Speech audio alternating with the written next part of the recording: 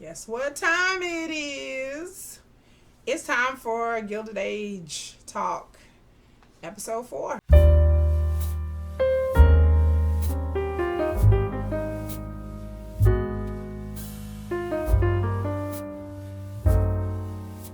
What's up, everybody? How are you doing? I hope your day is going well. It is time for Gilded Age Talk. Happy Valentine's Day. Everybody had a good Valentine's Day. I had a great Valentine's Day. Uh, we're going to talk about episode 4, Gilded Age, HBOmax. I am the infamous Kiki. I recap not that many things, a few things. Gilded Age is one of them because I'm a big Downton Abbey fan. And I also present Gilded Age. I go over the episodes, so spoiler alert, if you have not watched the episode, go watch the episode. Come back here and watch this video. And I also bring history. I look up the history things so you don't have to. So we present facts, pictures, photos, whatever it is that I feel like to give more of a well-rounded historical background on some of these characters, places, things, and yada, yada, yada, etc., etc. So let's begin. We're starting with episode 4. I got my notes, my trusty notes. I got my pigtails today. And so we're starting episode 4, Gilded Age, HBO. So it starts out with burying poor Mr. Morris. They talk about him being buried on consecrated ground because in a lot of cultures, and especially back then, committing suicide was considered a big sin. It's considered a cardinal sin in a lot of religions. So that's what they mentioned, something about consecrated ground. Then we flash to the Russells, and Mrs. Russell's mad because she's going to fire the governess because she feels like the governess has lost control of Gladys because Gladys went to go see some boy or something like that. Then we go to Marion and Peggy, and they're out shopping. I guess Marion wants to buy something. They run into Miss Chamberlain. Miss Chamberlain is the lady that everybody's talking about stay away from, blah, blah, blah, blah, blah, because apparently she had relations with her husband before they got married. I said Miss Chamberlain got a whole footman with her. So Miss Chamberlain got some money. She got some coins. She got a whole little fancy footman with her. They're looking at some really expensive card boxes. Miss Chamberlain seems like, she's a nice lady. She told Marion it's too bad that they can't be friends. She can't call on her. The aunts ain't trying to have that. And I found out that Miss Chamberlain is actually based on a real life person. So her name is made up. But she's actually based on a real lady by the name of, what is it, Arabella. Her name is Arabella Huntington. And she married this magnate of industry.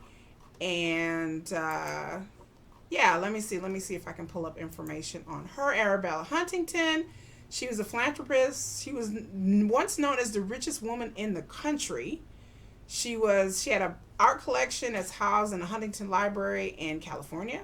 She's the second wife of Collis P. Huntington. He's an American railroad tycoon and industrialist. Here's a picture of Miss Arabella. And yes, her relationship with her husband was a whole scandal because apparently their son, who I saw a picture of their son online, if you go search it, information about Arabella Huntington. Her son looks exactly like her husband, even though she said it was by her first husband. But you could tell that, apparently the scandal was that they were having an affair for many years. So, which mirrors Miss Chamberlain if you watch the episode. So then we move on to Pumpkin. Lord, somebody come and get Pumpkin. Pumpkin is a bad dog. Pumpkin's a little rambunctious. I said that since the first episode. Pumpkin was wilding out. So, Mr. Barrister, the sisters, Marion's aunts, Ida was gonna take the dog out, but he take the dog out. Lord, he was looking at a horse, and then little Pumpkin and took off. Ida was destroyed. She was wrecked by the fact that Pumpkin. She loved her some Pumpkin. Pumpkin, he bad dog, but he took off, and then they can't find him. Then we cut to the Russells. Mr. Russell is talking to Mr. Fane. He stops him on the street and says that he's sorry about Mr. Morris and that the new bill will pass will allow him to build his big station. And Mr. Fain, he was a lot nicer than he was last time. And so Mr. Russell told Mr. Fain to come see him in his office. So I guess we'll learn about that. Then we go to the Van Ryn servants, the aunt servants, and they're talking about Pumpkin and took off Mr. Bear, so he said he feel bad enough already. Bridget is still acting funny towards Jack, so it's kind of like, okay, girl. Then we go back to the Russells, and Gladys and her governess are standing up before Mrs. Russell, and she likes some boy named Archie or something, and so Mrs. Russell is firing the governess, like, you out of here, saying that, it's improper, and apparently she met this boy at a hotel, so it was very improper, and it's bad enough that they're already social pariahs, so they don't need, I can understand what Mrs. Russell's point, because she don't want her daughter, they already on the outskirts, she trying to make sure her daughter has a good marriage match, and they just out doing things that just didn't make them seem very refined. So Gladys says goodbye to her governess. They're outside. They find Pumpkin. Miss Russell's like, yeah, I know who dog that is. And so they pick up Pumpkin and take Pumpkin to the servants to get Pumpkin a nice bath and something to eat. So Mr. Russell's talking to Mr. Fain. He's telling Mr. Fain he's tired of Bertha being his wife being excluded, and that he needs to get his wife to do something about it. And the Fains are talking, right? I'm sorry, the Fains are talking, and Mr. Fain basically told Aurora, his wife, like, look, you better do something about this. Like, we don't want to be paupers. And they said that we're tired of being dependent on her father. And then Aurora was like, you better get my father's name up out your mouth. I was like, dang, okay. Well, something's going on. I guess the dad gives them money. So, then we cut to Peggy. This is one of my favorite parts. We cut to Peggy, and she goes to the New York Globe, which is what would they would consider a colored newspaper. They had a lot of those back then. And then she walks in on them, and they have like a hand crank press, and and then she's supposed to meet a man by T. Thomas Fortune, which, by the way, was a real person. Here we go. Now we're getting into what I love about history. And so we're going to take a deep dive. So Thomas T. Fortune was a real person. And this is a picture of him. So Thomas T. Fortune, besides just being a whole snack, he was a whole snack in the show, and he was a whole snack in real life. Besides being a whole snack, he was a very accomplished person. Thomas T. Fortune was born into slavery. He was born in Mariana County, Jackson County, Florida. His parents were Emmanuel and Sarah Jane Fortune. His dad, Emmanuel Fortune, was actually in Congress. Like, after slavery had ended, there was a flood of bunch of African American men that were, of course, women weren't allowed to, but men that were in government all over the country. It was after the Reconstruction period. There's a whole civil history behind the reason why there went from a flood of black politicians in different states all over the country, especially in the South, and it went from a bunch to nothing. There's a whole history lesson for that I'll get into at another video at another time. But Mr. Fortune was Thomas T. Fortune. Yes, he was the journalist, writer, editor, and publisher of the New York Age, which coincides with the New York Globe, but it was known as and it was a nation's leading black newspaper. He was a longtime advisor of Booker T. Washington, and Mr. Fortune was a militant. He was a militant on behalf of civil rights. He is one of the founders of the civil rights, the black civil rights movement in this country, and that he does not get enough kudos, enough love for what he has did. Again, as somebody who is a journalism student, him and Ida B. Wells and the other black journalists, there wouldn't be a civil rights movement without black journalism. And the idea that that's kind of like pushed to the side and overlooked, or the fact that we have lost a lot of black journalists and black newspapers and black podcasts and stuff like that brings news to people, not gossip, not who with who, but real news to people. The fact that we have lost a lot of that real news period it makes me very sad because I was in college during journalism during a time before the internet, before social media, before click views and clickbait and corporate takeover of news stations. So back in the day, those people in journalism, no matter what the race was, they were pioneers in their craft. They were out here discovering things and uncovering things, and they were doing the Lord's work, so to speak. And so Peggy is there to get a job because it didn't work out her trying to go to the um, primarily white publishers. They didn't want her name or anything on there. But Mr. Thomas T. Fortune likes her writing, likes her stories, and he looks like he was kind of crushing on her a little bit. He was kind of like, yeah. Kind of a little flirty flirt. But girl, go ahead and get it, girl. Go get it, girl. And they also bring up something about the Jackson Daily Union. They brought up that paper. That is a real paper as well. And he telling Peggy that she should venture into writing about politics. And that's something really a woman didn't really do at all, writing about politics. I found that very interesting, that she now can see that her career may go in a different way of just fictional writing. She may become a political writer. And then she talks about she doesn't have the right to vote. Women, the suffragette movement really hadn't got up into its fervor yet. Really, the suffragette movement.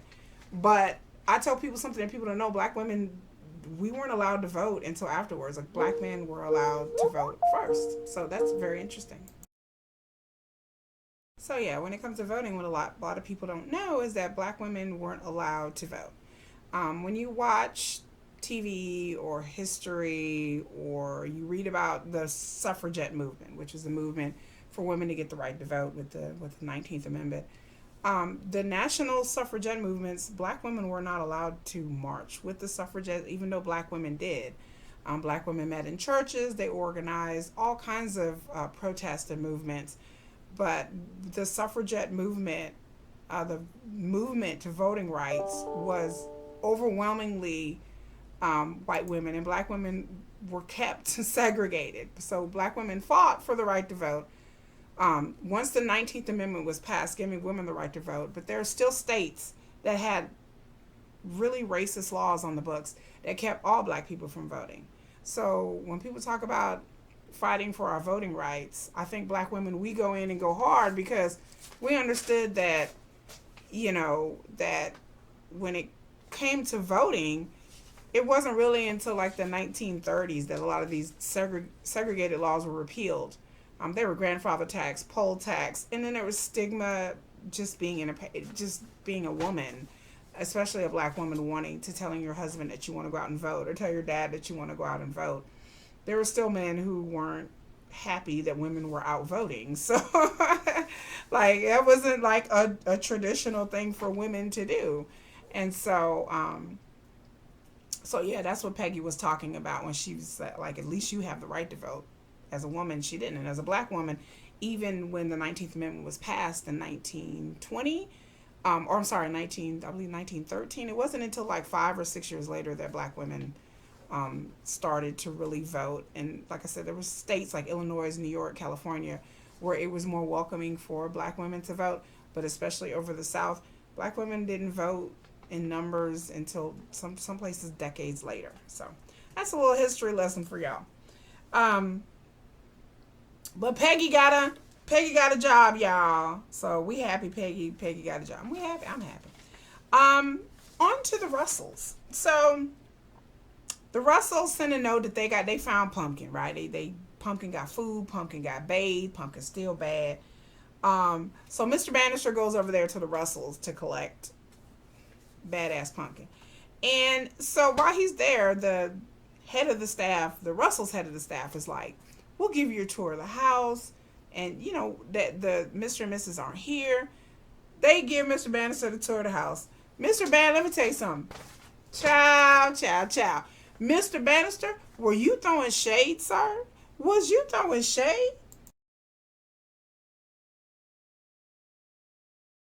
Yes, Mr. Bannister was throwing shade, folks. He was throwing shade. First of all, he went in about how like this had me laughing. He was touring in the house. He was going in about how the dishes were arranged. You know how they have the placement set for whenever they eat, and it's not English style. It's I guess it's whatever style that the Russells were accustomed to or whatever they like. Maybe you could call it an American style, but apparently the English style was how it's supposed to be, and glass is supposed to be set in a square and la la la. And so the Russells head of staff was feeling some type of way. He was he was he just he was feeling some type of way. Um so yeah, I was like, okay, and then they were talking about the food, and the Russells have a French chef and all this stuff, and then he was talking about the soup, and it's a hot soup in the middle of the day. They like, oh, that's, and he talking about some other food, a trifle, like, oh, that's just for toddlers. Like, I didn't even know that grown people was eating that. So they gave him pumpkin. Was like, Mr. Bannister's like, okay, I didn't seen enough. Just go and give me the dog. Like, I mean, the house is beautiful and gorgeous. You know what Mr. Bannister really wanted to say. The house is beautiful. The house is gorgeous.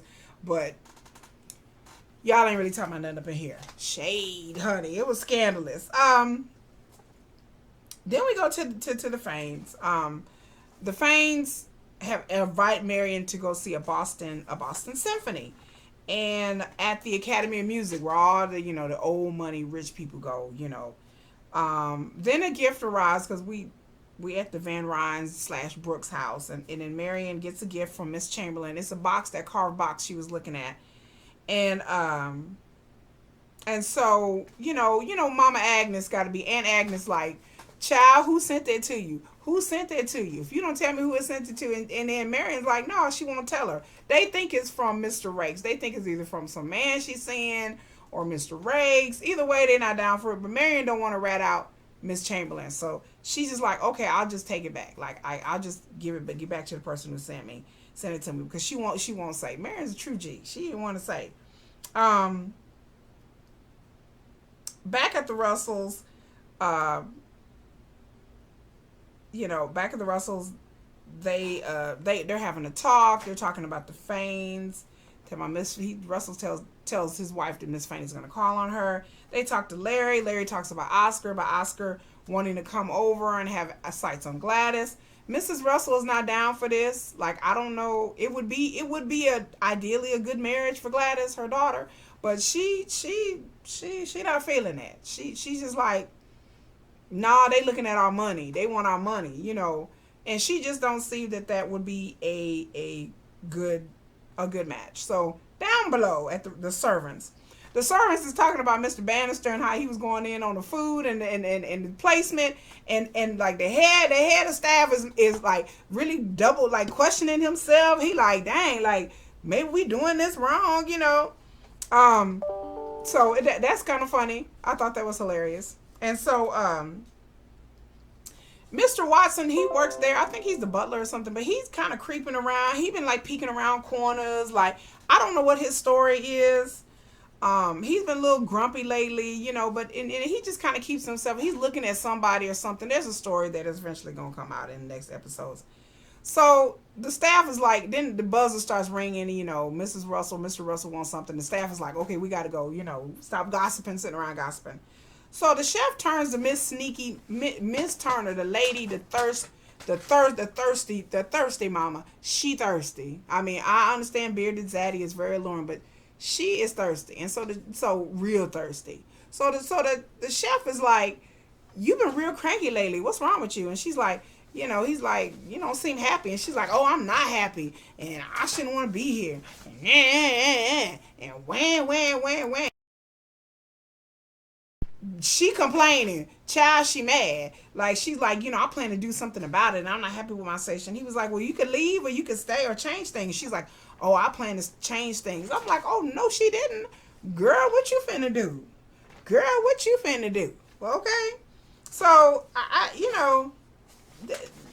Miss Turner, I don't like her. She a schemer, because she trying to hustle her way in up the ladder or whatever. So, I don't trust her. Back to Ada and Marion and Oscar shows up, and they sitting there discussing. They pretty much discussing about like who gave them the box, and Marion's pretty much telling Ada like Miss Chamberlain gave him the box, and they were like, you know, like they were like, oh, we thought somebody else, Mr. Race gave you the box, and she's like, nah, you know, and you know, and then Ida tries to tell Marion that Agnes means well, that she wants a good marriage for her, and not for them to just marry for nothing. And then Marion asked Ada, you know, is there somebody you were in love with, you were like? Ada says, yes, there was somebody that I was in love with that I wanted to be with, but they were saying that her father did not approve. Pause. That brings me to Marion's mother. In order for Marion's brother to get married, I'm assuming that he married well. Marion's mom may not have had no money. She may have been broke in a joke. But I'm assuming that she married well. So, assuming that he married well and she had some kind of family. But she may not have had no money. And then the fact that Marion's dad sold everything. I'm kind of like, did he have a gambling addiction? Did he just not do well in business? Did he just not care about none of that? Who knows? There's a story there, but I really want to know. I'm more intrigued about Marion's family now. So I'm really like, what's up with that? But yeah, so apparently Ida did have somebody she was crushing on, but she couldn't marry them, and we don't know who that is yet. So Marion decides to return the gift to Miss Chamberlain. Miss Chamberlain's house, just like the real life person that is based on, Mrs. Arabella Huntington. She loved artwork. So Miss Chamberlain loves artwork. She has beautiful artwork pieces that her husband bought her and everything. Her house is laid, decked out just like the Russell's house. And, you know, Marion disobeys Ida. She told her, just show up, just drop off the box, don't even go inside.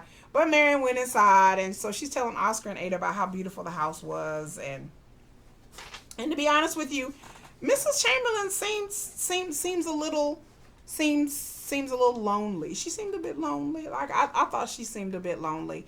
And she talks about her husband fondly and how much she loved him. And she talked about her son. Her son has moved on to Chicago. And yeah, I feel bad. I feel like Marion is the only person that probably really talks to her or comes to see her. So I hope Marion can do her own thing and be friends. You know, Marion's pretty strong, level-headed. She talks about the Cliff Copper mines. In Michigan, there is a Cliff Copper mine that people made their fortune in the late 1800s. People made tons of money by finding copper in this mine. This mine is abandoned and shut down now. They didn't tap the mine to nothing. It shut down in the early 1900s. But the Cliff Copper mines that she bring up her husband making money, that is a real life historical thing. So isn't that awesome? So that's my first part of here. I didn't want to make this video too long. There's a lot of history. We still have another half of the show to go. And so I didn't want this video to be an hour. I don't have time to make the video an hour. But I just wanted to bring some historical perspective to this. And again, it's Black History Month. So they're talking about Black news and Black newspapers. I'm happy they have an executive producer, 2 executive producers working on the show that are African American women. And so they could really give a perspective and a historical perspective. That was very smart of Julian Fellows, to really give some authenticity to Peggy's story.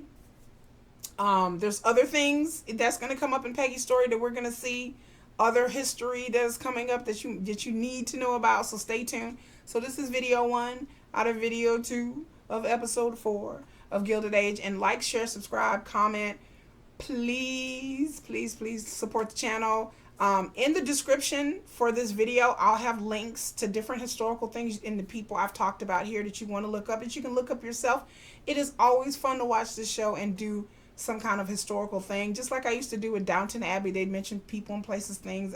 I'm not from the UK. I don't know any of this stuff. So it's really enrichment for a history nerd like me to be able to dig into these things and learn new things, or go over things that I haven't heard, or things that I haven't heard in years that I totally forgot, and rekindle my love for the Gilded Age around this time. In American history, there's always a lot of talk about Victorian and Edwardian history.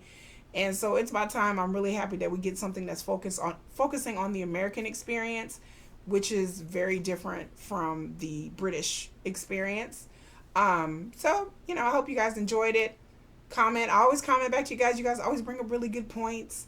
So stay tuned for the next one. It should be posting either the same day or the next day, but make sure you subscribe and hit the notification bell to get all the notifications for all my videos. But that's all for now, y'all. You guys stay sweet, y'all, and I'll talk to you guys later. Bye.